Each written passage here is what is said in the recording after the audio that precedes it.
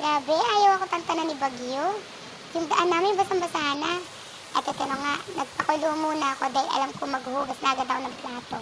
Saglit ko lang hugasan yan dahil onti lang yan. Siguro mga 4 na o 3 plato lang yan. Ayan, hindi ko na pinakita kung paano hugasan. Basta tinaob ko na lang. Pinunasan ko muna yung kawali or kaldero ba tawag doon, hindi ko alam. Kasi ilalagay ko sa rice cooker. Tapos sinunod ko na yung mga mangkok at yung mga plato. Ayan, dadalawa lang pa yung plato. Tapos 2 chopstick. 2 hindi pala. 2 kutsara or something. Hindi ko din alam kung ilan yan. Basta ayun na. Basta may mga mangkok, may mga tupper, may mga baso. Hindi lang makita sa side. At hindi nawawala yung kutsilyo. Ewan ko ba? Hindi naman laging ginagamit. Pero laging nasa ubusan yung kutsilyo na yan. Siguro may pinapatay siya pag, uy, hindi ka gaganon. Bakit ganon?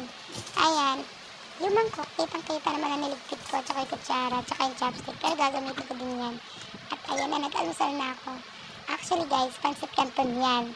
Magugulat kung bakit may sabaw. Dahil, maulan ngayon, masarap may sabaw. Ano ba? Hindi. Ano kasi yan? Try niyo yung sweet and spicy na pancit canton. Lagyan ng sabaw. Tapos, dagdagan nyo lang ng onting angang. Napakasarap. Pero lutuin nyo ng bongga-bongga. Huwag naman yung hilaw. Gato, ayan. Pagkatapos niya, nag-choco-choco na lang ako. And then, let's end this video. Short lang to. Wait nyo, sunod ko na video.